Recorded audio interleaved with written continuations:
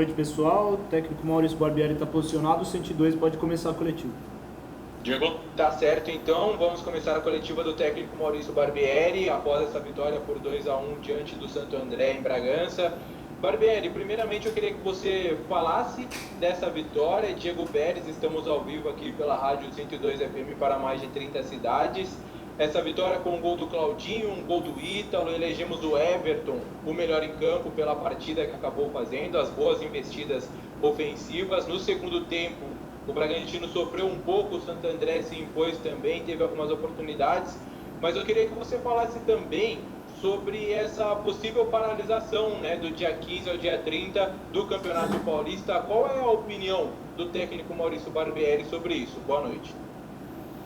Bom, boa noite, Diego, boa noite a todos os ouvintes. Eu acho que a gente fez um primeiro tempo de altíssimo nível, fez um gol cedo, teve outras oportunidades, faltou ser um pouco mais incisivo, talvez finalizar um pouquinho mais, definir um pouco melhor as jogadas, mas o domínio foi amplo e absoluto. No segundo tempo a gente também começou muito bem, fez um segundo gol, e aí em um momento que o jogo estava controlado, a gente acabou cometendo o erro, o Santo André fez o seu gol e passou a buscar, acreditar na partida de poderia buscar o resultado, com isso ficou um jogo um pouco mais aberto. Tanto é que a partir desse momento a gente também teve algumas oportunidades claras no contra-ataque, com o Hurtado, o Leandrinho, o Coelho, lances que a gente poderia ter definido a partida. Não definimos, mas é uma vitória importante, uma vitória que coloca a gente na liderança de um grupo extremamente difícil e complicado, dentro de um contexto que a gente já falou lá atrás, né? Sem pausa, tentando fazer um rodízio dos jogadores, tentando sempre equilibrar. Eu acho que a gente começa o campeonato de forma muito positiva. Em relação à paralisação, me parece que vai haver uma nova reunião amanhã, junto à federação, então vamos aguardar o que é que eles vão definir e a partir desse ponto, quando tiver uma definição, eu posso comentar com mais propriedade. Barbieri, boa noite, Sérgio Loredo, Nova Norte FM, Alfa Mix FM, Futebol Total. Em cima da vitória do que você escalou hoje, não tendo Cleiton e não tendo Adelan, mas muito próximo daquilo que você tem de melhor, né? Porque nos outros jogos alguns jogadores haviam sido preservados também, não digo nem preservados, que você sabe a condição até física de cada atleta, né? Aquele que pode ou aquele que não pode suportar esse início de competição sem uma pré-temporada. Mas hoje o que você teve em campo é realmente muito próximo daquilo que você imagina também na sequência desse ano em termos de formação? Boa noite, Sérgio. Eu acho que a gente voltou a se aproximar de uma formação que a gente usou com bastante efetividade durante a reta final do Brasileiro, né? Eu acabei rodando um pouco mais os jogadores nos últimos jogos, por diversas questões que a gente já abordou aqui, e aí entrei com uma formação mais próxima daquela que terminou o campeonato, até porque eles estavam há algum tempo sem jogar juntos, é uma equipe que se conhece, e a gente com isso teve condição de apresentar um bom jogo, buscar a vitória e também, de certa maneira, voltar a atuar em conjunto, já pensando também num jogo de quinta-feira pela Copa do Brasil, que é jogo único, é uma decisão. Rodrigo Seixas, Correia de Atibaia. Eu queria saber sobre algo que aconteceu essa semana. O Heverson Pimentel, que era preparador físico, acabou saindo. E uma das características do time no Campeonato Brasileiro e agora no Paulista era recuperar a bola no ataque, era desarme. Todos esses fundamentos, o Bragantino foi o primeiro no Campeonato Brasileiro de 20 clubes. Eu queria saber o quanto essa parte física está relacionada com essa roubada, ou isso tem mais a ver com o modelo de jogo, e como o time vai se adaptar agora sem o Heverson. Boa noite, Rodrigo. O Heverson saiu para uma oportunidade que ele entendia que era muito positiva, a gente fica feliz porque ele tenha tido essa oportunidade, é um excelente profissional, nos ajudou muito enquanto esteve aqui, fica o meu grande abraço para ele. A questão física é um dos aspectos que influenciam nesses outros aspectos que você citou de jogo, né? De pressão alta, de recuperar a bola rápido, mas não é o único, nem diria que é o primordial. Acho que isso tem mais a ver com uma identidade de jogo, uma filosofia, com a maneira como a equipe treina.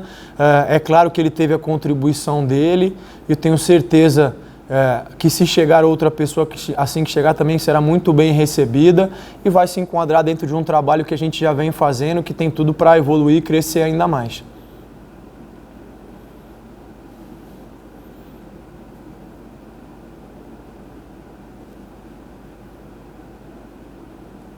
Globo Esporte, vai fazer?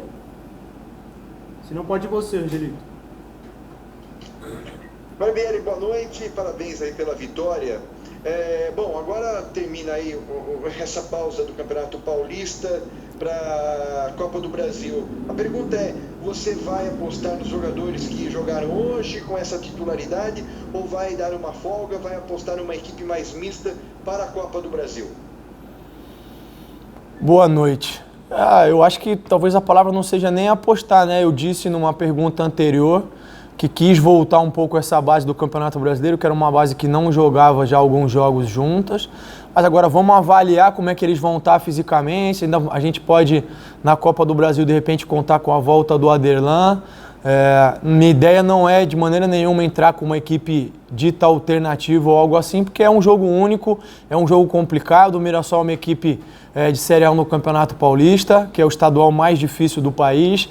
É um grande adversário, vem num bom momento. Então a gente vai com muito respeito encarar esse jogo aí, que tem tudo para ser um jogo de muita dificuldade, mas a nossa ideia é buscar a classificação. Pedro Rigoni e Tomás Bragança, boa noite, Barbieri. Primeiro, parabenizar aí pela vitória em cima do Santo André. O time nos últimos jogos do Campeonato Brasileiro e no início desse Campeonato Paulista, pelo menos até a fase de grupos, é competição de pontos corridos. Teve bons desempenhos mantendo o padrão de jogo que você citou aí anteriormente, que é ofensivo. A tendência agora, para o próximo jogo na Copa do Brasil, é o Bragantino virar a chave para um confronto de mata-mata, em que o Bragantino tem a vantagem do empate. Podemos esperar um time que vai manter o padrão de jogo em um confronto de jogo único? Boa noite. Para eu poder te responder isso de forma mais precisa, eu preciso ainda terminar a avaliação da equipe do Mirassol. Já tive contato com algumas informações, vou terminar isso até amanhã ou depois, que é o processo que a gente tem de recuperação com os jogadores agora. Então a gente não vai a campo efetivamente trabalhar nada especificamente. E assim que eu terminar, a gente vai fazer a melhor escolha para enfrentar a equipe do Mirassol, sabendo que a gente tem sim essa vantagem de jogar por um resultado igual, mas que é uma vantagem perigosa, a gente sabe disso. O que está claro é que o Bragantino não vai entrar de maneira nenhuma entendendo que jogar por um empate é um resultado positivo. Se isso acontecer depois dos 90 minutos, a gente classifica e fica satisfeito. Mas a ideia é que a gente possa impor o nosso jogo, impor o nosso ritmo e buscar a vitória. Maurício Tática Costa, da 102 FM, prazer estar falando com você mais uma vez. Eu queria conversar com você em relação aos atacantes, porque nós notamos aí alguns gols perdidos, mais uma vez, na noite de hoje, por parte do Arthur, de pé direito. Ele tem perdido alguns gols nessa temporada e hoje acabou também perdendo um gol muito claro, debaixo das traves, depois do cruzamento do Elinho de pé direito.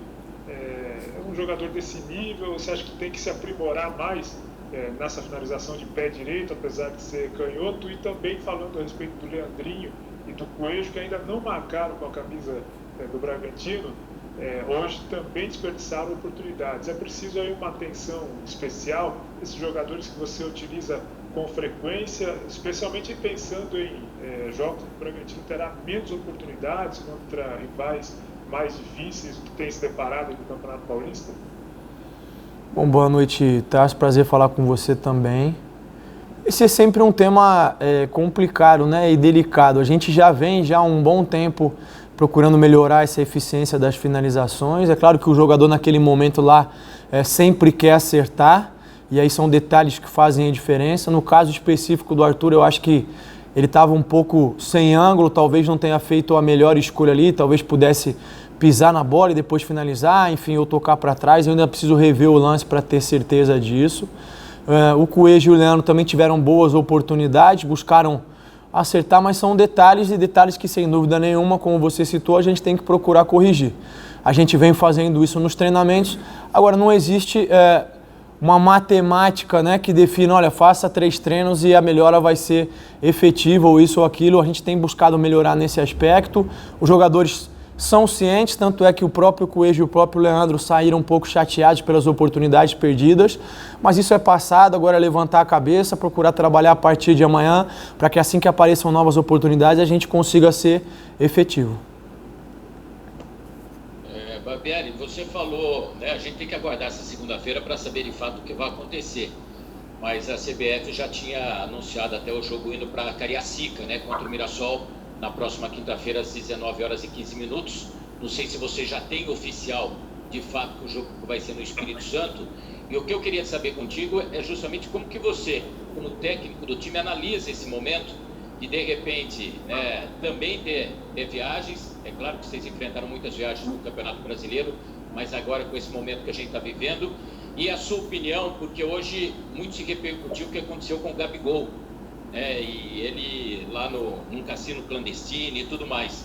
E a sensação que eu tenho é que o problema não é o protocolo do futebol, é o comportamento de atletas e da sociedade perante a pandemia e a gravidade que a gente está vivendo. Então eu queria que você falasse, por gentileza, isso, e como que você vê, de repente, daí ter que ir até o Espírito Santo para um jogo de Copa do Brasil, um jogo único, decisivo, mas também, né, muda toda a sua logística em termos de preparação, viagem, concentração e tudo mais. Bom, boa noite.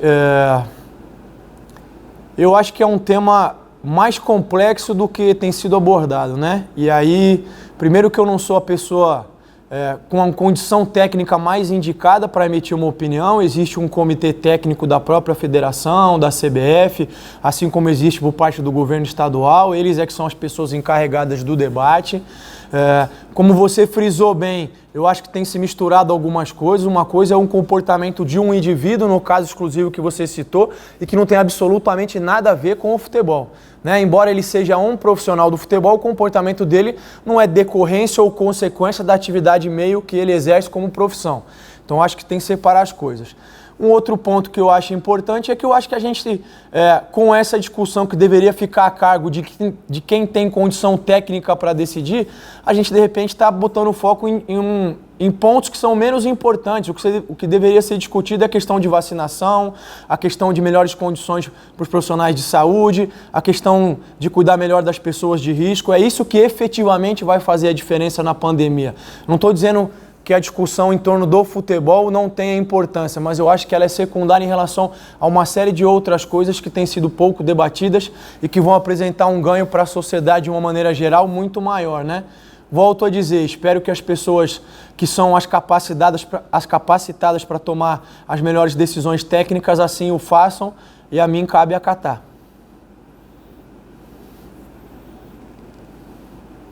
Barbieri, Eberson, 102 FM, para a gente encerrar aqui.